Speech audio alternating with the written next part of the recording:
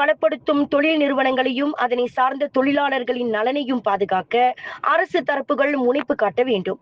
இங்கு புத்ராஜயா மொக்சி ஹோட்டலில் Malaysia Asia Pacific இந்தியர் வர்த்தக சம்மேளனத்தை அதிகாரப்பூர்வமாக தொடக்கி வைத்து பேசிய தான் ஸ்ரீ பங்லிமா லீ லாம் தாய் அவ்வாறு வலியுறுத்தினார். மலேசிய சமூகம் மற்றும் அரசியல் ஆர்வலருமான லீ லாம் தாய் நம் நாட்டின் பொருளாதார மேம்பாட்டை மேலோங்க செய்ய மலேசியா ஆசியா பசிபிக் இந்தியர் வர்த்தக சம்மேளனம் முக்கிய பங்காற்ற முடியும் என நம்பிக்கை தெரிவித்தார். ஆசியான் நாடுகளின் வர்த்தகங்கள் மலேசியாவுக்கு கொண்டு வந்து இங்குள்ள வர்த்தகர்கள் தங்கள் தொழில்களை விரிவுபடுத்திக் கொள்வதற்கான வாய்ப்புகளை ஏற்படுத்தி தருவதற்கான திட்டங்களில் சம்மேளனம் முற்பட வேண்டும் என ஆலோசனை கூறினார். முன்னதாக பேசிய சம்மேளன தலைவர் ரத்தோ டாக்டர் கனகராஜாராமன் இந்த சம்மேளனம் 2014 தோற்றுவிக்கப்பட்டது என்றும் சில தடைகளுக்கு மத்தியில் தற்போது புது எழுச்சியுடன் எழுந்துள்ளது என குறிப்பிட்டார். இன்று இதன் தொடக்க நிகழ்வாக இங்கு காலை தொடங்கி இரத்த தானம் நிகழ்வு மிக சிறப்பாக நடைபெற்றது. அதனைத் தொடர்ந்து சம்மேளன அறிமுக விழா இடம்பெற்றது என குறிப்பிட்டார்.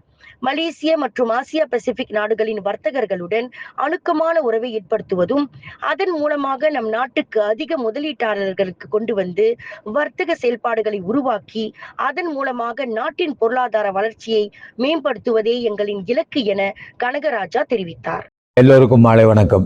இன்று இந்த மொக்சி எனப்படும் இந்த ஹோட்டலில் எங்களின் இந்த இந்திய வர்த்தக சபை ஆசியா பசிபிக் இந்திய வர்த்தக சபை என்னும் அந்த வர்த்தக மாநாடு நடைபெற்றது.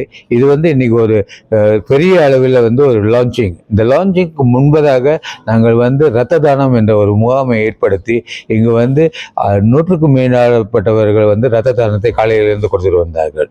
அதே வேளையில் சாயந்தரத்து மத்தியான வேளையிலே இதை நாங்கள் ஆரம்பிக்கும் விதமாக தான் ஸ்ரீ இலாந்துவை அவர்களை தலைமையாற்றவும் தலைமை ஏற்று நடத்தவும் அவரை இங்கே வரவழைத்திருந்தோம்.